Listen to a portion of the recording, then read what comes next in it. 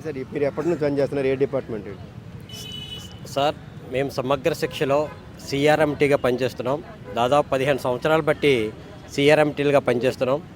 అసలు సమగ్ర శిక్ష అనేది విద్యాశాఖలో అత్యంత కీలకమైనటువంటి ఒక విభాగం. సమగ్ర శిక్ష లేకపోతే ఈరోజు స్కూల్లో ఎటువంటి మౌలిక వసతులు లేవు. పాఠశాలకు స్టూడెంట్కి కావాల్సిన అన్ని మౌలిక వసతుల కల్పనలో సమగ్ర శిక్ష కీలక భూమిక పోషిస్తుంది. మేము పీజీ, డిగ్రీ, బిఎడ్, టెట్ చదువుకొని ఒక టీచర్కు ఉండే అన్ని అర్హతలు మాకున్నాయి. కాకపోతే వాళ్ళు రెగ్యులర్ టీచర్లు, మేము కాంట్రాక్ట్ టీచర్లు.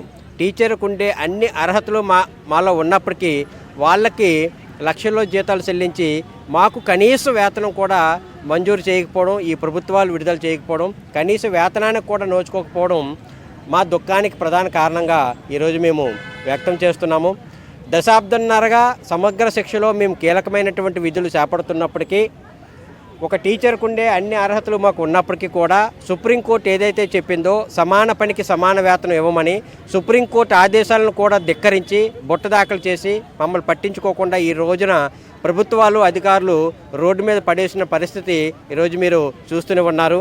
మా ప్రధానమైనటువంటి డిమాండ్ ఏంటంటే, ఒక రెగ్యులర్ ఉద్యోగికి సమానంగా మేము పనిచేస్తున్నప్పుడు గౌరవ న్యాయస్థానం కూడా తీర్పు ఇచ్చినప్పటికీ సమాన పనికి సమాన వేతనం ఇవ్వమని, అంత కష్టపడి పనిచేస్తున్నప్పటికీ పక్కా అర్హతలు కలిగి ఉన్నప్పటికీ కూడా మాకు ఎందుకు సమాన పనికి సమాన వేతనం ఇవ్వరు? దీన్ని న్యాయస్థానాలు కూడా ఒక సుమోటాగా స్వీకరించి వీళ్ళు రెగ్యులర్ ఉద్యోగులతో సమానంగా పనిచేస్తున్నప్పుడు వీళ్ళ శ్రమ దోపిడీని దోసుకోవడం ఎంతవరకు సమంజసమని గౌరవ న్యాయస్థానాలు కూడా ప్రభుత్వాలని, అధికారులని ప్రశ్నించాల్సినటువంటి అవసరం ఉంది. ఈరోజు మా ప్రధానమైనటువంటి డిమాండ్ సమాన పనికి సమాన వేతనం కల్పించడం, హెచ్ఆర్ పాలసీ అమలు చేయడం, మినిమం టైం స్కేల్ వర్తింపజేయడం, రెగ్యులర్ ఉద్యోగులకు ఉండే ఈఎఫ్ఐ, ఈఎస్ఎస్ తదితర సౌకర్యాలన్నింటినీ కూడా సమగ్ర శిక్షలో పనిచేస్తున్న కాంట్రాక్ట్ అవుట్సోర్సింగ్ ఉద్యోగులకి కల్పించాలని డిమాండ్ చేస్తూ ఈరోజు రాష్ట్ర వ్యాప్తంగా అన్ని జిల్లా కేంద్రాల్లో పోరాట దీక్ష పేరుతో యావత్ సమగ్ర శిక్షలో పనిచేస్తున్న 25,000 మంది రోడ్డుని ఎక్కడం జరిగింది. ఇప్పటికీ ప్రభుత్వం కానీ అధికారులు కానీ దిగిరాకపోతే డిసెంబర్ 14వ తేదీన మేము చలో ఎస్పీడీ ఆఫీస్ విజయవాడ ముట్టడి కార్యక్రమం కూడా మేము శ్రీకారం చుడుతున్నాం. అప్పటికీ ప్రభుత్వం దిగిరాకపోతే నిరవధిక సమ్మెకపోవడానికి కూడా మేము వెనుకాడబోమని ఈ సందర్భంగా ప్రభుత్వం హెచ్చరిస్తూ, వెంటనే సమగ్ర శిక్ష ఉద్యోగుల గొంతెమ్మకల కోరికలు ఏమి కాదు, సమగ్ర శిక్ష ఉద్యోగుల న్యాయమైన డిమాండ్లను పరిష్కరించాలని విశాఖపట్నం జేఏసీ తరఫున మేము డిమాండ్ చేస్తూ ఉన్నాం. Thank you. ఏంటి సార్ ఇప్పుడు మీరు గతంలో లోకేష్ని కలిసి ఉంటున్నారు, వాళ్ళు కలిసి ఉన్నారు, మీకు ఏం హామీ ఇచ్చారు? ఏదైనా మీ డిమాండ్స్ నెరవేరుస్తూ ఉన్నారు? మరి మా డిమాండ్స్ అంటే సార్, గతంలో 21 రోజులు ఆ రోజు సమ్మె చేసాం సార్. సమ్మె చేస్తే అప్పుడు మరి లోకేష్ బాబు గారు అప్పుడు యువబేరి అనేసి మరి ప్రతి జిల్లా రావడం జరిగింది. అక్కడ కూడా మేము మరి రిప్రజెంటేషన్స్ ఇచ్చాం. మన ప్రభుత్వం వస్తుంది బ్రదరు, ఖచ్చితంగా మీకు న్యాయం చేస్తామని చెప్పారు. మరి గత 2 సంవత్సరాలుగా ఈ రోజుకి నేటికి 2 సంవత్సరాలు పూర్తయింది ప్రభుత్వం వచ్చి. మరి మాకు మరి శాలరీలు, జీతాలు అనేవి పెంపుదల అనేది 6 సంవత్సరాల నుంచి లేదు సార్. మరి సమగ్ర శిక్షలో విద్యా పథకాలు నడవాలంటే సమగ్ర శిక్షలో ఉండేటువంటి ఈ 18 విభాగాల కలయిక వల్ల సమగ్ర శిక్ష పథకాలు అనేవి గ్రౌండ్ లెవెల్లో వెళ్తున్నాయి సార్. మరి ఈ పథకాలు మాతో వెట్టి చాకరీలాగా పథకాలు అనేవి చేయించుకుంటున్నారు. కానీ మా జీతాల దగ్గరికి వచ్చేసరికి మినిమం కనీస వేతనం అనేది లేదు సార్. ఈరోజు నేటికి మరి నిత్యావసర సరుకులు అనేవి పెరుగుతున్నాయి. పెరిగినా సరే మా వేతనంలో మాత్రం పెంపుదల లేదు. కనీసం 20,000తో ఈరోజు ఏ విధంగా మా కుటుంబాన్ని పోషించుకోవాలి సార్? అది మీ మీడియా ద్వారా మేము ప్రశ్నిస్తున్నాం. మరి ప్రభుత్వాన్ని మేము చాలాసార్లు ప్రభుత్వాలు మారుతున్నాయి కానీ మా బతుకులు మారట్లే. మరి ఈరోజు మరి లోకేష్ బాబు గారు మరి మా శాఖకి మినిస్టర్ కాబట్టి, మా శాఖ తాలూకు విద్యాశాఖ మంత్రి గారు కాబట్టి, ముఖ్యమంత్రి గారు తనయుడు కాబట్టి ఖచ్చితంగా మా సమస్యని మరి రేపు ఉద్యోగ ప్యాబ్లో మా బడ్జెట్ని పెట్టి జీతాలు పెంచి మా కుటుంబాల్లో సంతోషాన్ని నింపాలి సార్. లేకపోతే మీ 20,000, 25,000, 15,000 నుంచి 25,000 మధ్య సార్ ఈ ఎంప్లాయీస్ అందరూను. ఈ 25,000, 20,000, 15,000, 14,000తో ఒక కుటుంబాన్ని ఏ విధంగా పోషించుకోగలం? మళ్ళీ మనకి గవర్నమెంట్ ప్రభుత్వ పథకాలు ఉన్నాయి. ఈ ప్రభుత్వ పథకాలు కాంట్రాక్ట్ ఉద్యోగస్తులకి వర్తించవంట. మరి వాడిచ్చే పథకాలు వర్తించకపోయి మరి మా తాలూకా బతుకులు మారిపోయి వాడి జీతాలు పెంచకపోయి మేము ఏ విధంగా బతకాలి? అనేది మాలో మరి ప్రశ్నార్థకంగా ఉంటుంది. గత ప్రభుత్వం ఎలాగో 5 సంవత్సరాలు పోయింది సార్, గత ప్రభుత్వం 5 సంవత్సరాలు పోయింది, మరి ఏమీ పెంచలేదు. మరి ఈ ప్రభుత్వం వచ్చి మాకు నూతన ఉత్తేజాన్ని ఇస్తుందని మేము ఆకాంక్షిస్తున్నాం సార్. గత ప్రభుత్వం చేసినటువంటి తప్పిదాలు చేయకూడదని ఆ రోజు సమ్మెలో మరి ప్రతిపక్షంలో ఉండేటువంటి నేటి కూటమి నేతలకి మేము హామీ ఇచ్చి ఈరోజు గెలిపించాం సార్. మరి ఆ సంతోషాన్ని మాకు మరి ఈ తక్షణమే ఈ 2 సంవత్సరాలు పూర్తయింది కాబట్టి రేపు ఎలాగా లోకల్ బాడీ ఎలక్షన్స్ ఉన్నాయి కాబట్టి మరి మా కుటుంబాల్లో తక్షణమే సంతోషాన్ని నింపినట్లయితే మేము ఖచ్చితంగా మళ్ళీ ప్రభుత్వం అనేది ఖచ్చితంగా తెచ్చేలాగా మా తాలూకా ప్రయత్నాలు మేము చేస్తాం సార్. సార్ మీరు ఇప్పుడు ఏ డిపార్ట్మెంట్లో చేస్తున్నారు? మీరు గత కొంతగా 16 ఏళ్ళుగా పనిచేస్తున్నారు కదా సార్, మీరు ఇటువంటి ఇబ్బందులు పడుతున్నారు, మీ జీవితం చాలా ఛాలెంజ్ చేస్తున్నారు. ఓకే సార్, నమస్తే, నా పేరు కృష్ణమూర్తి అండి. నేను అకౌంటెంట్గా గత 14 ఏళ్ళ నుంచి ఈ సర్వశిక్షా అభియాన్లో పనిచేయడం జరుగుతుందండి. అయితే ఏంటంటే యాక్చువల్గా 2013లో సుప్రీంకోర్టు ఏం చేసిందంటే సమాన పనికి సమాన వేతనం అని చెప్పేసి క్లియర్గా చెప్పడం జరిగిందండి. అయితే ఈరోజు కూడా దాదాపుగా ఇంచుమించుగా 13 ఏళ్ళు కంప్లీట్ అయిపోయింది సార్. చట్టం ఉంది, చట్టం ఉన్నా కానీ దాన్ని అమలు చేసే స్థితిలోనే గవర్నమెంట్ అయితే లేదండి. కానీ మేము కూడా సమాజంలో ఒక వ్యక్తులు సార్, మేము ఒక వ్యక్తులే సార్ మేము కూడా. కానీ మా బతుకులు ఈ స్థితిలో ఉన్నదంటే 14 ఏళ్ళ తర్వాత కూడా సుప్రీంకోర్టు ఇచ్చిన గైడ్లైన్స్ తర్వాత కూడా ఈరోజు మా బతుకులు ఎలాగే ఉన్నాయంటే కనుక ఇది ఏంటి అసలు ప్రభుత్వమా లేకపోతే ఏంటో మాకైతే అర్థం కావట్లేదండి. మాకు చదువులు ఉన్నాయి సార్, మేము చాలా చదువుకునే వచ్చాం ఇక్కడికి. కానీ ఇంకా ఈ రోజు కూడా ఇంకా మేము చాలించిన బతుకులతో 23,500కి మేము ఏం బతుకుతాం సార్ అసలు అనేది.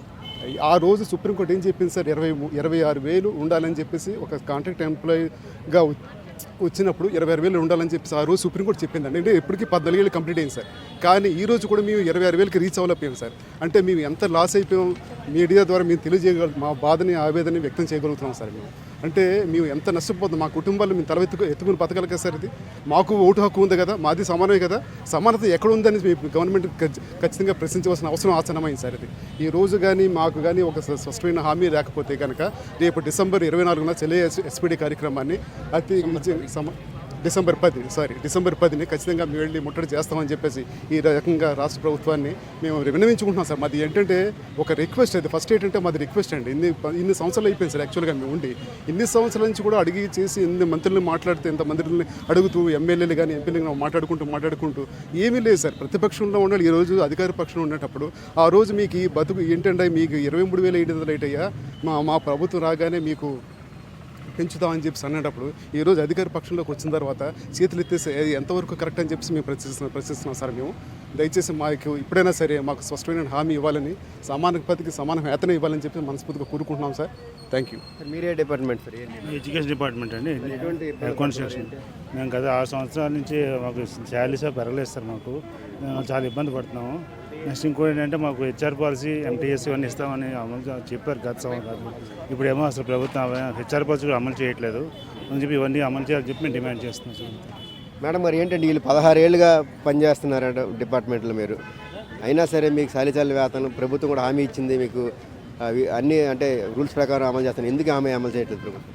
2 సంవత్సరాలు అయిందండి మేము సమ్మె చేసి. సమగ్ర శిక్ష అభియాన్లో పర్మనెంట్ ఎంప్లాయీస్, టీచర్స్ ఎంతైతే శ్రమ చేస్తారో కాంట్రాక్టు, అవుట్సోర్సింగ్ ఎంప్లాయీస్ అంత శ్రమ చేస్తారు. వీళ్ళు లేకుండా ఒక్క పని కూడా జరగదు. కానీ వేతనాలు చాలా తక్కువ ఇస్తున్నారు. ఈ వేతనాలు పెంచాలి, హెచ్ఆర్ పాలసీ అమలు చేయాలి, సమాన పనికి సమాన వేతనం అమలు చేయాలి అని చెప్పి సమ్మె చేసి 2 సంవత్సరాలు అవుతుంది. అప్పుడు మా టెంట్ల దగ్గరికి ప్రతిపక్ష నాయకులు, ఇప్పుడు లోకేష్ గారు, అలాగే స్థానిక ఎంపీ గారు అందరూ వచ్చి మేము మీ తరపున ఉన్నాం, మీరు పోరాడండి, మాకు అధికారం ఇవ్వండి, మాకు అధికారం ఇస్తే మీ సమస్యలన్నింటినీ పరిష్కారం చేస్తాము అని చెప్తే అప్పుడు ప్రభుత్వం అణిచేసింది. వీళ్ళ బాసటగా నిలబడుతున్నారు అని చెప్పి ఓట్లేస్తే ఇప్పటికి 1.5 సంవత్సరం అవుతున్నప్పటికీ అతిగతి లేదు. ఎన్నిసార్లు లోకేష్ గారిని కలిసామో లెక్కలేదు. ఆశాకి గ్రాడ్యుటీ ఇచ్చారు, అంగన్వాడీకి గ్రాడ్యుటీ ఇచ్చారు, సమగ్ర శిక్ష అభియాన్లో ఉన్న వాళ్ళకి గ్రాడ్యుటీ లేదు. అలాగే రిటైర్మెంట్ వయసు 60 నుండి 62 సంవత్సరాలకి ఆశా అంగన్వాడీలకు పెంచారు, వీళ్ళకి పెంచలేదు. వేతనాలు పెరగలేదు. ఏ రకంగా చూసినా అన్యాయం జరుగుతుంది. చంద్రబాబు నాయుడు గారు తెల్లారు లెగిస్తే కార్పొరేట్స్ కోసం మాట్లాడతారు. మరి చంద్రబాబు నాయుడు గారు ప్రభుత్వంలో అంతర్భాగంగా ఉంటూ ఆయన సొంత కుటుంబ సభ్యులుగా ఉంటున్న రాష్ట్ర ప్రభుత్వంలో పనిచేస్తున్న వీళ్ళని మాత్రం పట్టించుకోవట్లేదు. అడిగితే చేస్తామంటున్నారు, చెయ్యమనట్లేదు, చేస్తామంటున్నారు. మరి ఎప్పుడు చేస్తారో ఎవరికి అర్థం కాని పరిస్థితి. అందుకని తప్పనిసరి పరిస్థితుల్లో ఈరోజు ఈ పోరాట దీక్షను చేశాము.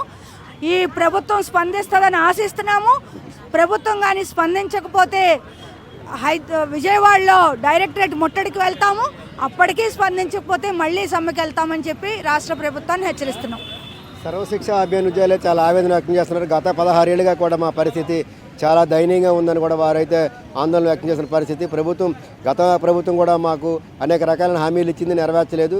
ఈ ఎవరైతే కూటమి ప్రభుత్వం గతంలో ప్రతిపక్షంలో ఉన్నప్పుడు కూడా మేము అధికారంలోకి వస్తే ఖచ్చితంగా మీకు న్యాయం చేస్తామని హామీ ఇచ్చింది. కానీ అధికారంలోకి వచ్చి సుమారుగా ఏడాదిన్నర దాటిన ఇంతవరకు కూడా మా సాలకు సమస్యలు ఏవి పట్టించుకోవట్లేదంటే కూడా వీరు ఆవేదన వ్యక్తం చేస్తున్నారు. ప్రభుత్వం ఖచ్చితంగా కూడా సర్వశిక్ష అభియాన్ ఉద్యోగులకి సమాన పనికి సమాన వేతనం, హెచ్ఆర్ గ్రాట్యుటీ, మిగతా ఏదైతే సుప్రీంకోర్టు రూల్స్ ప్రకారం ఏవైతే నిబంధనలు ఉన్నాయో అవన్నిటి కూడా మాకు అమలు చేయాలని కూడా వారంతా డిమాండ్ చేసిన పరిస్థితి. Video journalist Raghavaramu, Abhinav Bharati, Visakhapatnam.